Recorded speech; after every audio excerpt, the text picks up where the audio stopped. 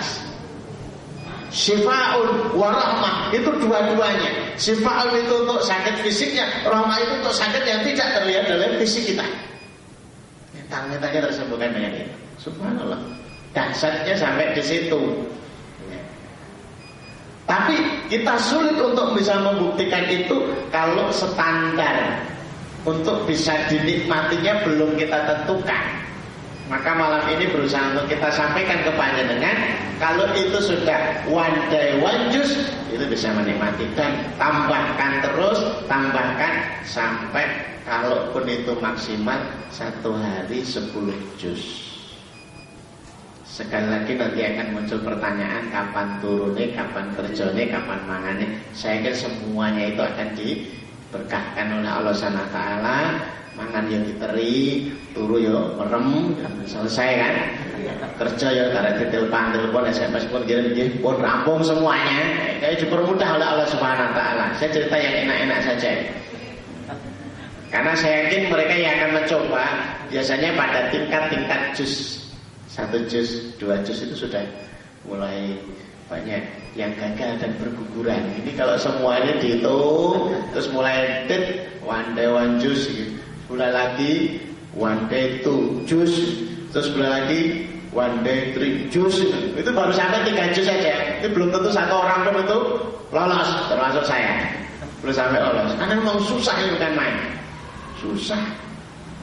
Maka metode dan teknis untuk bisa kita baca Quran banyak. Ini yang semakin kita hadirkan.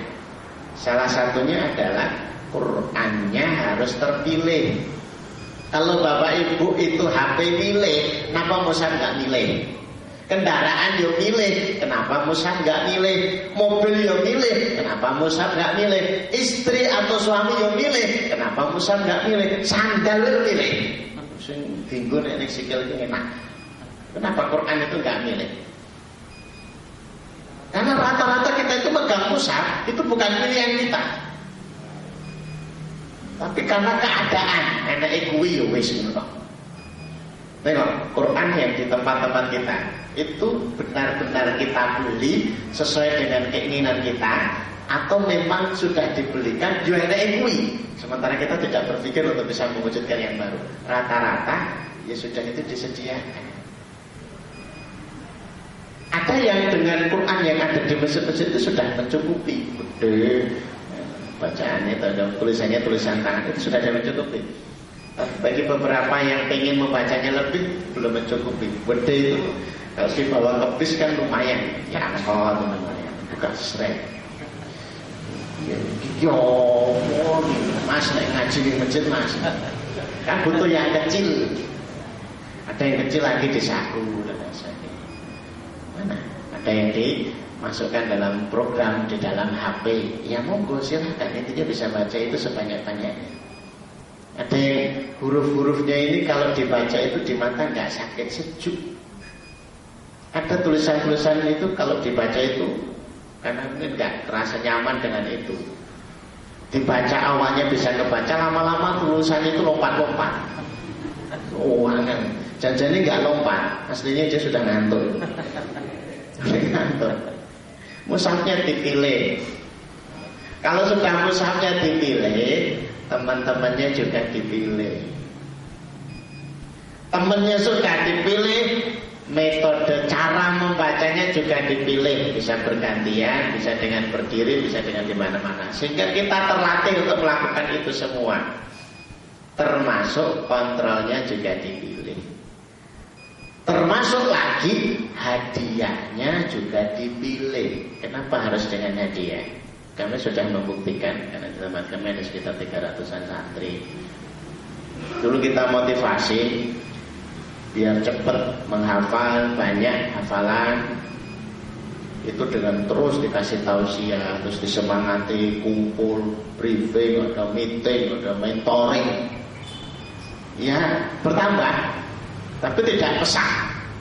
Sampai kami temukan metode singkat, 1 juz sama dengan 300.000. Wah langsung. Ternyata motivasi paling menyemangati tetap aja kembali kepada uang. Ya sudah, dicarikan aja uangnya yang banyak, tinggal dikasih pengumuman kalau hafal 1 juz setoran berarti 300.000.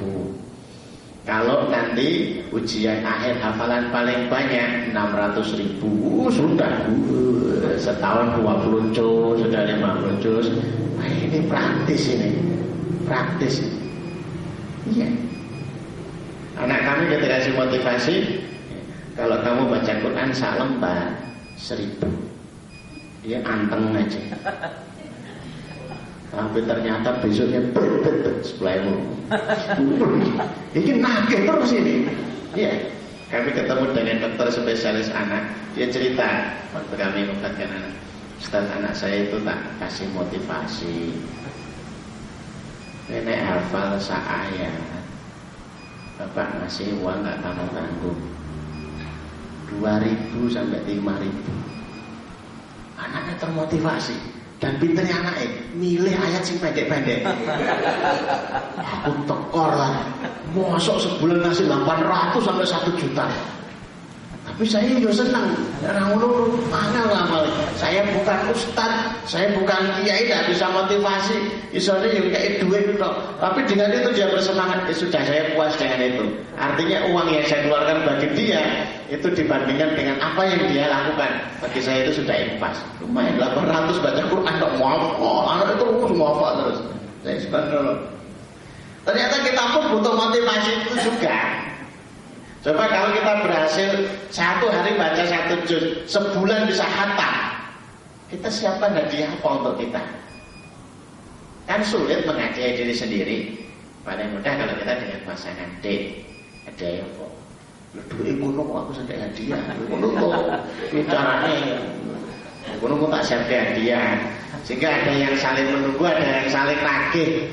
Tamporan. Nah, itu asik di situ. Nikmatnya di situ. Ketika kita bisa menghatamkan ini, dan meningkatkan hatam kita.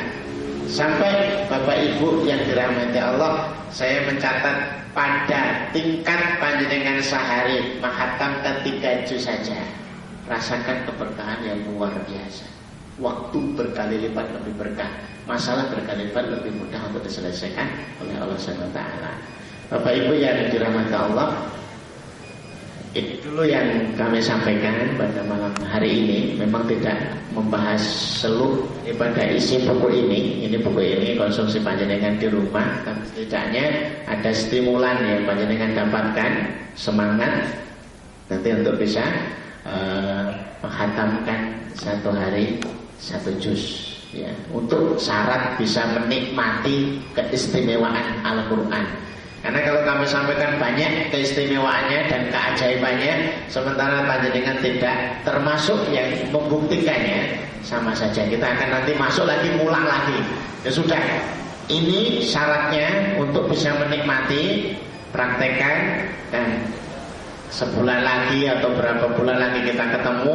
Saya berharap ada Bapak Ibu yang berkenan untuk menuturkan kisahnya untuk menjadi inspirasi bagi yang lain-lain. Karena kita butuh kisah itu. Sepele kayak orang tadi bangunkan anaknya itu, bacakan ini ternyata luar biasa. Ada di surat Al-Quran, di surat Al-Anbiya, beberapa doa-doa ini. Salah satunya yang sering kami ajarkan kepada teman-teman itu ketika dia dizalimi, tidak bisa membalas, kondisinya sudah kondisi yang tidak berkesempatan untuk membalas. Ternyata ada ayatnya itu. Wa ufawwidu amri ilallah, innallaha basirun bil ibad. Saya lupa ayat yang keberapa. Wa ufawwidu amri ilallah, innallaha basirun bil ibad. Aku serahkan urusanku kepada Allah, sesungguhnya Allah Maha melihat urusan hamba-hamba. Kadang-kadang kita sudah mentok atau kerja itu sudah benar tapi selalu disalahi wae. Ada yang membuat makar kepada kita. Buka toko, yus kita ini sudah berusaha benar itu, tapi ada saja yang nyalahi. Pasang ini, digawe begini, dijatuhkan harganya. Sudah baca Jawa ufawwidu amri ilallah innallaha basirun bil ibad wa ufawwidu amri ilallah innallaha basirun bil ibad. Kita serahkan kepada Allah Subhanahu wa taala, terserah Allah ngasih keputusannya kayak apa, biarlah Allah yang memutuskan. Bapak Ibu yang dirahmati Allah, mudah-mudahan singkat waktu pertemuan ini tapi panjenengan bisa membawa manfaat. Harapannya kita menjadi ahlul Quran, keluarga kita juga ahlul Quran, kerabat kita ahlul Quran, tetangga-tetangga kita menjadi ahlul Quran, dan kita semua dibangkitkan dengan sebagai ahlul Quran. Mudah-mudahan bermanfaat. Sebelum saya akhiri, barangkali ada beberapa hal yang mungkin Bapak Ibu untuk diskusi atau ditanyakan, ada kesempatan, monggo, persilakan. Monggo. Silakan.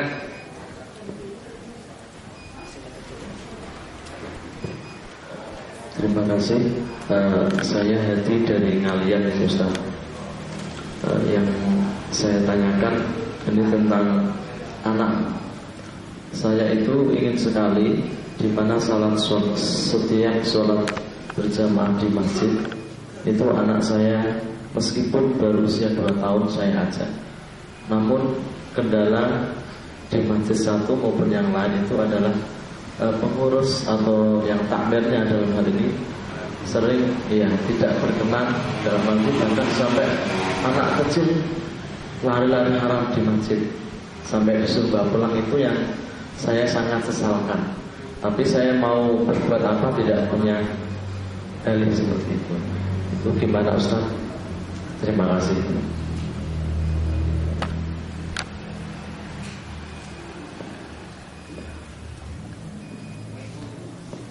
Iya, ini kayaknya kendala banyak bapak di setiap tempat dengan anaknya.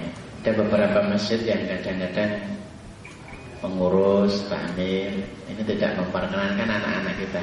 Memang catatan fikihnya, anak-anak kecil yang belum bisa dikendalikan memang tidak diperkenankan untuk dibawa ke masjid. Dan itu tidak ada ukuran tahunnya. Ada yang 2 tahun bisa dikendalikan, ada yang 15 tahun tidak bisa dikendalikan, dan 10 tahun tidak bisa dikendalikan. Maka ukurannya bisa dikendalikan. Ya bisa disuruh sholat, disuruh diam. Kalau sedikit-sedikit gerak terus balik lagi tidak masalah. Termasuk yang belum bisa dikendalikan, kadang kalau buang najis, kencing atau apa ini. Tapi kalau selama ini bisa dikendalikan, ya tidak masalah sebenarnya.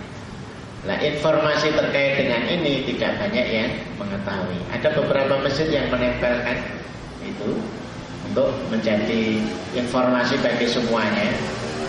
Kuncinya sebenarnya adalah informasi, Pak. Jadi panjenengan mungkin tahu informasi, tapi banyak yang tidak tahu informasi itu. Kalau semakin banyak diinformasikan, ya insya Allah akan mulai berubah.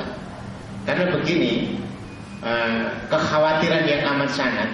Kalau anak-anak itu tidak dibuat suka dengan masjid sejak kecil sampai usia lambat untuk menyukai masjid, akhirnya memang tidak banyak yang senang ke masjid. Coba aja yang masjid kita ini sedikit loh anak-anaknya. Usia SMP itu udah nggak banyak. Itu kalau kita cari kemana sih anak-anak ini maghrib, nggak taunya tongkrong-tongkrong, ngumpul-ngumpul. Ada sih yang di rumah, tapi pada umumnya itu pada jalan-jalan, kan eman-eman gitu ya. Eman-eman. Ini karena tidak berusaha dikenalkan sejak kecil. Maka kalau panjenengan anaknya sudah merasa bisa dikendalikan, di situ ada beberapa masjid, ada yang membolehkan, ada yang tidak membolehkan. Ya jenengan tinggal cari yang membolehkan saja demi untuk kepentingan anak ini untuk proses belajar. Ya, kalau di tempat saya, alhamdulillah banyak masjid, banyak musola. Jadi bisa milih-milih oleh korono. Bagi kalau sudah di pesantren sudah semuanya boleh. Mau lari-lari ya silahkan. Tapi biasanya ada yang jaga sholat. Kalau di pesantren itu kalau sholat ada petugas santri yang dipilih untuk jaga sholat. Jaga sholat itu ketika semuanya sholat dia menjaga. Karena dakalanya waktu sholat sandal hilang, motor hilang, barang-barang hilang. Maka ada yang jaga. Selain berfungsi jaga terhadap barang-barang yang untuk aman, dia juga jaga anak-anak ini untuk dibariskan di belakang untuk tidak banyak mengganggu.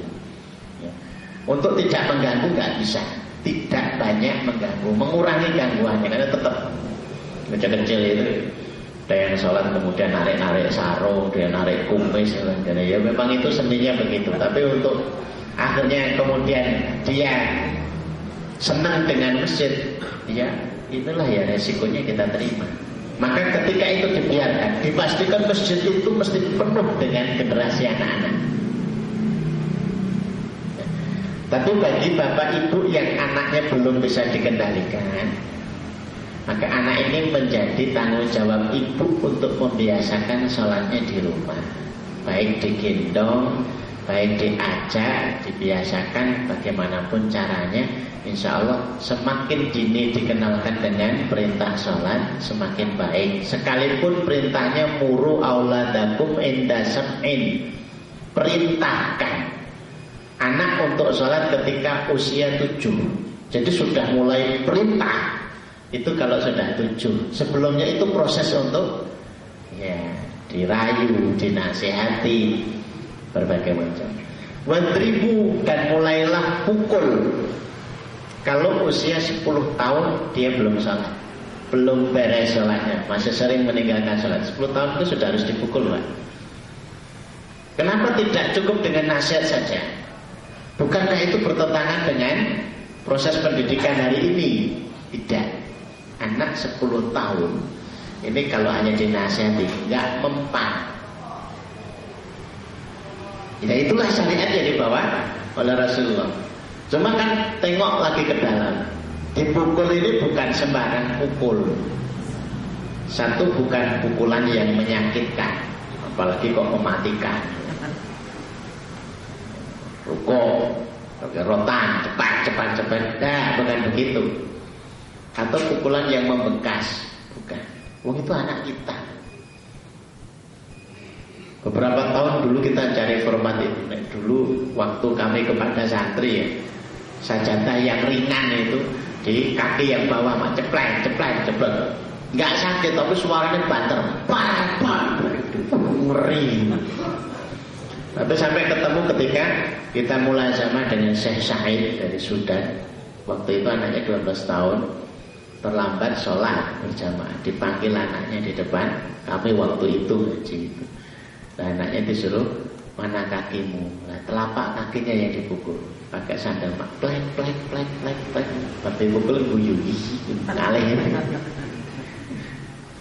Nggak sakit, karena bukan untuk nyakiti, tapi untuk menimbulkan kesan bahwa kita perhatian dengan itu.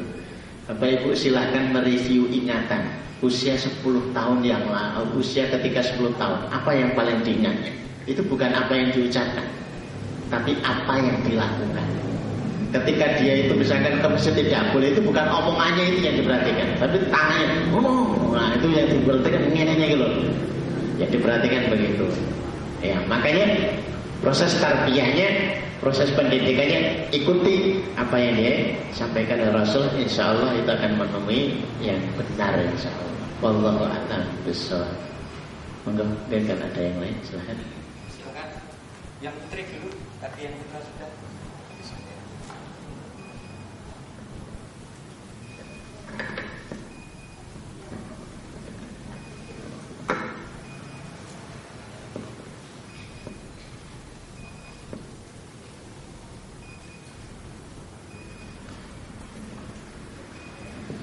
Assalamualaikum warahmatullahi wabarakatuh. Ustaz mau nanya tentang Quran sebagai obat. Ini terkait dengan ruqyah ya. Ada teman kami, ada 3 teman kami yang meminta diantar untuk diruqyah.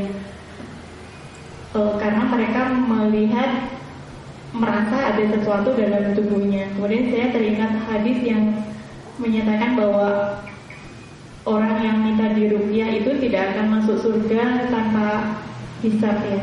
Mohon nasihatnya Ustaz, apakah memang demikian atau apa yang mesti dilakukan oleh teman-teman kami ini?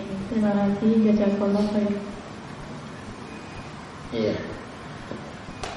Jadi begini Bu, hadis itu benar bahwa salah satu nominasi mereka yang nanti tidak melalui proses hisab, jadi masuk surga dengan tanpa hisab, kriterianya 1, tidak tatoyur. Tatoyur itu menentukan melakukan atau tidak melakukan. Itu atas dasar burung. Jadi ada suara gagak, suara situ, lalu bola gagaknya muni. Kalau sekarang ya kupu-kupu, atau mungkin ketiban.